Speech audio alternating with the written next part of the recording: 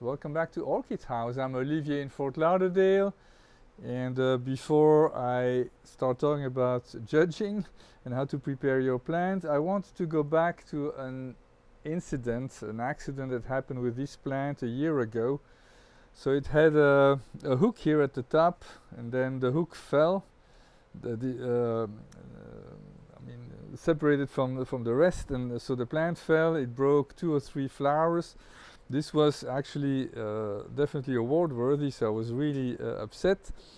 So I replaced it with another hook that I put there, but I realized it's not good enough. This morning I had another plant that had the same thing. So these pieces of cork are fairly soft, and after a while you have a problem. So what I've done now, and I'm going to do that for all of them in the future, I have several anchors. I have 1, 2, 3, and then in this case I have 2 pieces of cork because the initial plant was much smaller, and you have a 4th one which is from the original mount, and so now it's properly anchored. Even if one separates, I mean, the whole thing is not going to come crashing down. So don't do like I did for a long time. I always put a hook at the top of these pieces of cork, and eventually, I mean, they separate, so that's not a good idea. So multiple anchors is a good idea. Also, this one is actually straighter now, it hangs straighter. So I wanted to start with that. This happened this morning. Now I want to talk about preparing your plants for the orchid judging. So we're going to have the Fort Lauderdale Orchid Society show from January 9th, which is a Friday, till January 11th. And it's at the Dodge Center in Pembroke Pines in Broward County. And besides the show, there's also going to be AOS judging. And so if you're a hobbyist and you have a plant that you think is awardable, we encourage you to come and bring it to the show. So you have to bring it on Thursday between 3 and 7 at the Dodge Center. It's going to be registered. The judging is going to happen on Friday morning, and then hopefully you have an award. And if not, well, anyway, you can recover and retrieve your plant on Sunday when the show ends at 4 o'clock. So we encourage you to do that. There are prizes. Unlike previous years, most of the prizes are open to hobbies, so we're going to distribute up to $2,000 in prizes over 20 different ones. Most of them are $100 a piece. So last year one of our members won 2 awards. He won $200, so it's worth it. Now, how do you prepare a plant for orchid judging? So first of all, I'm not a judge myself. I attend many judging sessions, so this is based on my understanding. Maybe a judge would add something to this.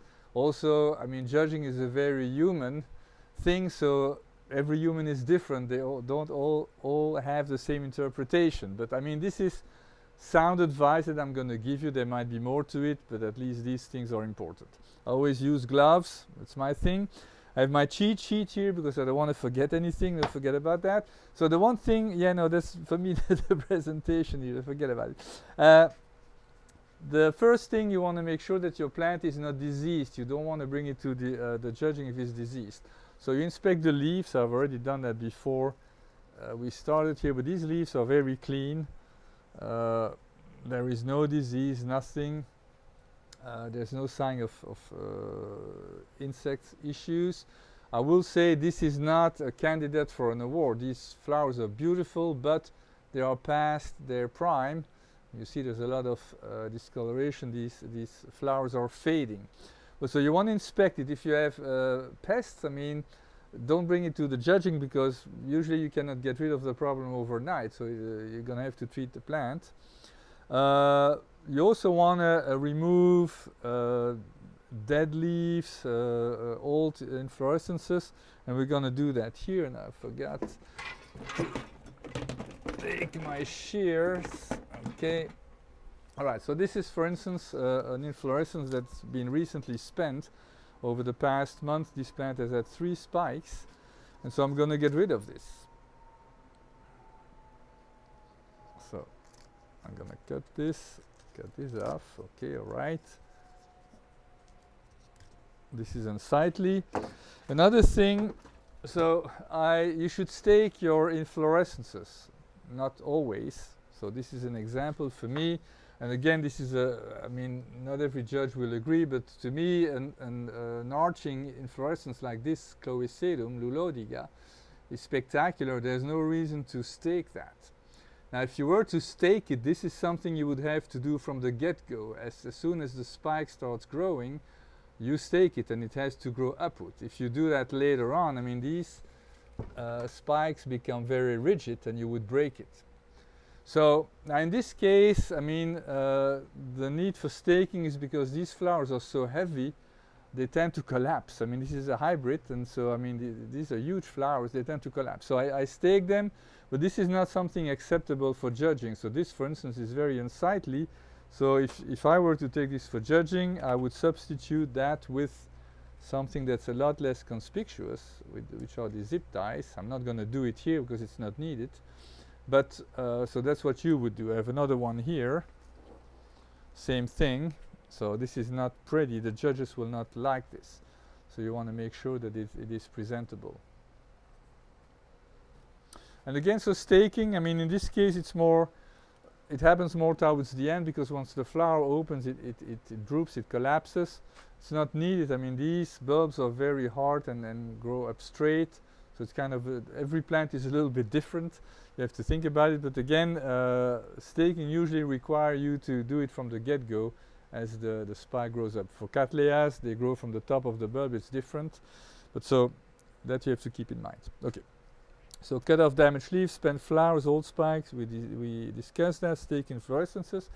Clean the leaves. Now these leaves are reasonably clean, but you can do better. So I have a lemon here. I had fish last night and I only used half a lemon, so the other half is going to be used now for the demonstration. So when you want to clean the leaves, the best way is to either use milk or lemon. And I use it pure. I mean, I never use the milk, but the lemon I use it pure. But typically you hear that you should do 50-50 water and lemon. I think the pure lemon works fine. I've never seen any damage because of it. And so I mean, this is a big plant, so this is a lot of work. We're just going to do one example. But so you soak. This is a Kleenex, and well, this leaf, for instance, has some dust on it. And you're going to clean it. Now sometimes you have old residues, especially from plants that you bought recently, and they come from growers, and they use a lot of insecticides and pesticides, and you have all these white marks. This is one way to try and get rid of it. What you do not want to do is use those artificial products that are sold at big box retailers that makes your leaf shine artificially. The judges will notice, and they don't like this. This is a more natural way. It's going to give you a very decent result. So like I said, lemon, I use it pure. You can do 50-50. In this case, it's going to take a bit of time to do every leaf. Now as far as the plant itself, I mean, there's no bulb that should be removed. I mean, this leaf here has some damage. I'm not quite sure what it is. This is one of the older bulbs. It's actually quite deflated at this point. I could cut this off. I mean, it's not a necessity, but I could cut this off. You can also tell this is probably a candidate for repotting. I'm going to hold off on this because the plant grows from all sides, which means it's very healthy. So you have one new growth here, another new growth there, and then the last one was here more in the middle. So there's just this section here that doesn't reach the edge of the pot, but there's room for more. So I'm going to hold off. It's not been repotted, not like maybe 2 years ago, so it can stay a little bit longer, but that's obviously an issue. So now another thing that you can do for judging, this is not a very pretty pot. I mean, it's not you don't have a lot of green stuff on it, but still it's not pretty. So I would recommend that you use a much nicer pot. I have some here, you see, for smaller plants. I mean, what's nice, what's not nice, it's your definition. But in this case, so it's gonna fit snug into this pot. This pot is much nicer. You can hide the roots. And then I'm not going to do it here because I have no need to bring it to judging, but you can use, this is Sphagnum moss that I find at Home Depot, and you cover everything at the base, so it's very presentable, it's much prettier. So the Sphagnum moss would just go on top of this and cover it all, so you wouldn't see all the roots and all the unsightliness that's there. So you want to make your plant. So in terms of awards, there's different type of awards. The ones that you usually are going to receive are flower quality awards. There's 3 of them. There's the HCC, which is highly commended certificate, I believe, between 75 and 79 points. It's kind of a consolation prize. The most common ones are the AMs, the Award of Merits, which are between 80 and 89 points, and then the FCC, which is the most coveted, is the first class certificate, would be between 90 and 100 points. There's only one plant ever to get 100 points. And so that's what you're trying to accomplish. So the flower quality is purely based on the flower. If you want a cultural award, they will look at the whole plant and see how it's grown. And so for instance, here the fact that it's growing on 3 sides is positive. On the other end, maybe one side is not full enough. So it depends on how picky the judges are. But so cleaning the leaves, having a nicer pot, it's just to make it more presentable, and it helps. But really the award is based on the flower. That's what it's supposed to be. And then so if you are an AOS stands for American Orchid Society. If you are an AOS member, you have access to the Orchid Pro database, and inside the Orchid Pro you have all the awards ever recorded in America. There's some also from Japan, and especially from Taiwan, TOGA, T-O-G-A. And it's worth checking, because sometimes you have plants, a plant that's very special. You have a Lindley, a Dendrobium Lindley with lots of flowers, and you're like, this is spectacular, I'm going to get an award. The thing is, it is a spectacular plant and it gets huge. So the likelihood that somebody had a better plant already in the past is worth it. And maybe on the other hand, you may have a plant that doesn't look that spectacular, but it's actually what you have is really rare, because I mean it's tough to get there. So it's worth checking. Don't waste your time, because AOS judging is pretty it's a picky system. But so for instance, for our show, bring your plants. I mean, it's fun. You have nothing to lose. You just have to make 2 trips. Again, Thursday from 3 to 7. Thursday, January 8th at the Dodge Center in Pembroke Pines. Retrieve the plant on Sunday. And who knows, maybe, so the prizes are one thing, then the AOS judging with an award is a different thing. So that gets in the record books. So the prizes is just for our show, but hey, maybe you'll get a prize and make money, or maybe you get an award, or maybe both, and that's worth having. So that's it. I think I covered everything. My cheat sheet seems to be happy. So Fort Lauderdale Orchid Show, January 9th till the 11th, Dodge Center, Pembroke Pines.